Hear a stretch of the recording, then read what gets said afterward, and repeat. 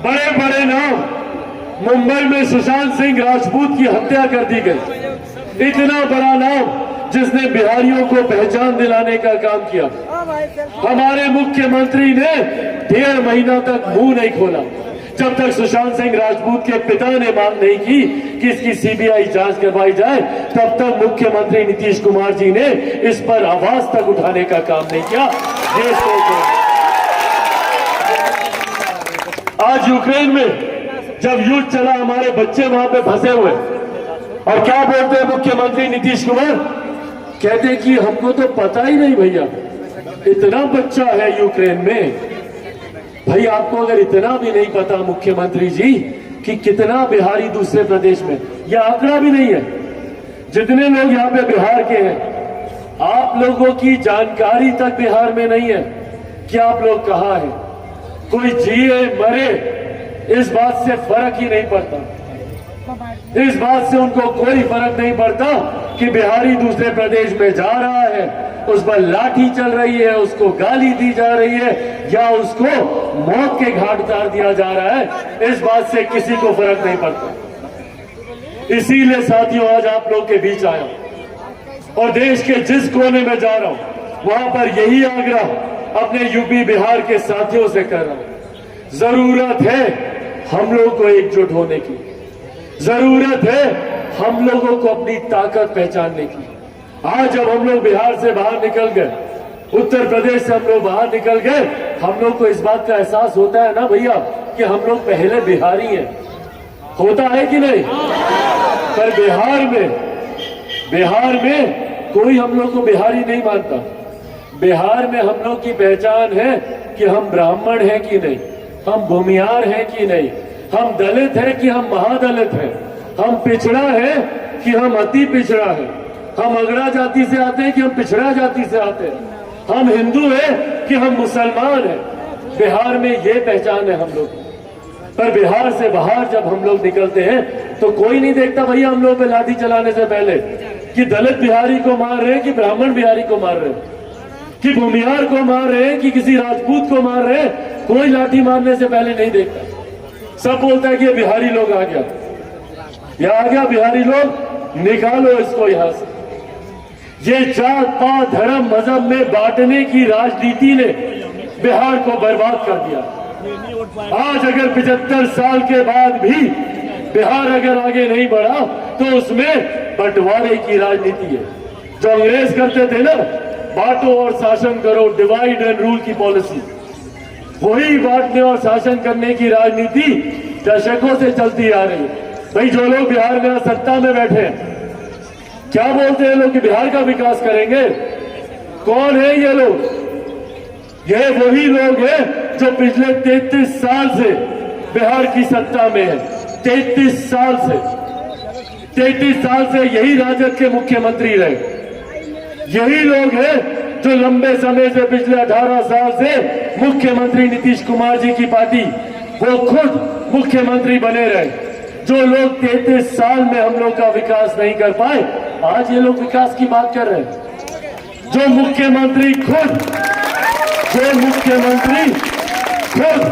अपनी आंख के इलाज के लिए दिल्ली आता हो, जानकारी है ना? कल भी आया आंख दिखाने, दिल्ली जाते हैं चाची, यही मुख्यमंत्री दिल्ली जाते हैं आंख दिखाने। 1000 किलोमीटर चार्टर फ्लाइट से अपने लिए खर्च करने के लिए पैसा है, पर यही बिहारी अस्पताल के दरवाजे पर मर जाता है, उसके लिए पैसा नहीं है। मुजफ्फरपुर में सिर्फ मोतियाबिंद का ऑपरेशन कराने में 1 दर्जन से ज्यादा लोगों की आंख निकालनी पड़ी। बाईं आंख में मोतियाबिंद था, दाईं का ऑपरेशन कर दिया। दाईं में जिसको था, बाईं आंख में ऑपरेशन कर दिया। इसी डर से ना मुख्यमंत्री दिल्ली आए हैं, अगर बिहार में करवाते तो इनका आंखों निकालना पड़ जाता। सोचिए, जिस राज्य के हालात 75 साल के बाद भी ऐसे, आज भी हम लोग का बच्चा भैया कोटा जाता है पढ़ाई करने के लिए, जाता है कि नहीं जाता है कोटा? कोटा में देख लीजिए, पढ़ने वाला बिहारी, पढ़ाने वाला बिहारी, अधिकांश शैक्षिक संस्थानों का मालिक वहां पे बिहारी, पर व्यवस्था राजस्थानी। कहा ये व्यवस्था हम लोग को बिहार में नहीं मिलता है? क्यों पटना एजुकेशनल हब नहीं बन सकता? क्यों भागलपुर नहीं बन सकता? मुजफ्फरपुर नहीं बन सकता? मुख्यमंत्री क्या बोलते हैं भैया शिक्षा रोजगार को लेकर? बोलते हैं कि बिहार में उद्योग नहीं खुलेगा। काहे नहीं खुलेगा? बोलते हैं कि बिहार का भूगोल ऐसा है कि बिहार में उद्योग नहीं लग सकता। सुने थे ये बयान मुख्यमंत्री का 2020 विधानसभा के चुनाव में बोले थे। बोलते हैं कि जमीन से घिरा हुआ इलाका है, लैंडलॉक स्टेट है, इसलिए बिहार में उद्योग नहीं खुल सकता। मुख्यमंत्री जी, दोष बिहार के भूगोल में नहीं है, दोष मुख्यमंत्री नीतीश कुमार जी की नीयत में है। वो चाहते ही नहीं कि बिहार में उद्योग खुले, बिहार में शैक्षिक संस्थान खुले। क्योंकि अगर बिहार के युवा पढ़ लिख गए, अगर वो जानकार बन गए, तो वो भी मुख्यमंत्री नीतीश कुमार जी से सवाल करेंगे, जैसे आज चिराग पासवान मुख्यमंत्री से सवाल करते हैं। और इसीलिए डरते हैं मुख्यमंत्री नीतीश कुमार जी चिराग पासवान से, डर लगता है उनको। और इसीलिए चिराग पासवान को समाप्त करने के लिए तमाम षड्यंत्र रचे जाते हैं। भाई क्या कसूर है चिराग पासवान का? क्या कसूर है? ना हमारे पास कोई ज्यादा जायदाद है, ना कोर्ट कचहरी में हमारे ऊपर कोई मुकदमा चल रहा है, पर उसके बावजूद चिराग पासवान की राजनीतिक हत्या कैसे कर दी जाए, ये षड्यंत्र मुख्यमंत्री रचते हैं। क्यों? क्योंकि चिराग पासवान बिहार में ही युवाओं को रोजगार दिलाने की बात करते हैं, बिहार में ही हमारे बच्चों की बेहतर शिक्षा की बात करता है, बिहार में महिलाओं के सम्मान की बात करता है, बुजुर्गों के अधिकार की बात करता है, युवाओं के भविष्य की बात करता है।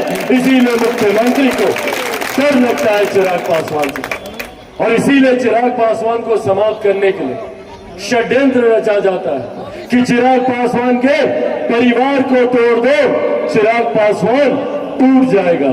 नहीं टूटा चिराग पासवान। फिर षड्यंत्र रचा गया कि इसकी पार्टी को तोड़ दो, चिराग पासवान टूट जाएगा। नहीं टूटा चिराग पासवान। फिर षड्यंत्र रचा गया कि चिराग पासवान को इसके घर से निकाल के बाहर फेंक दो, इसका सामान सड़क पर फेंक दो, चिराग पासवान टूट जाएगा।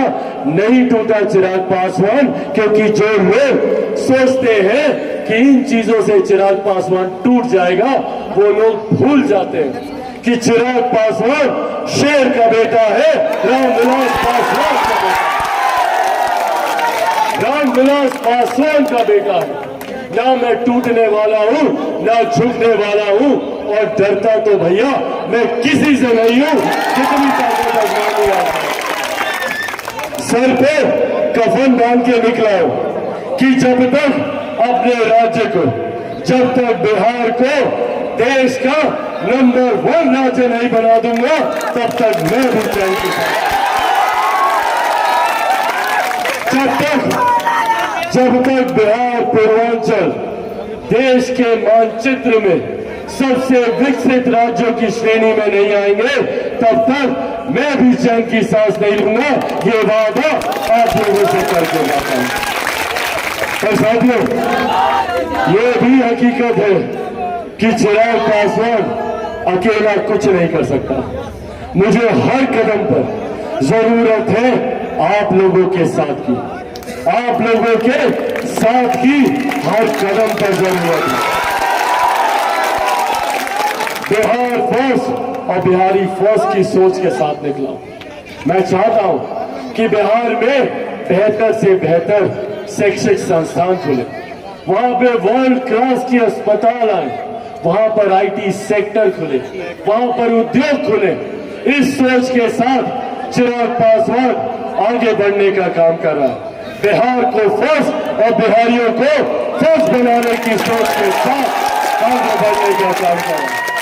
पर ये बिहार फर्स्ट बिहारी फर्स्ट की सोच चिराग पासवान अकेला धरातल पे नहीं उतार सकता।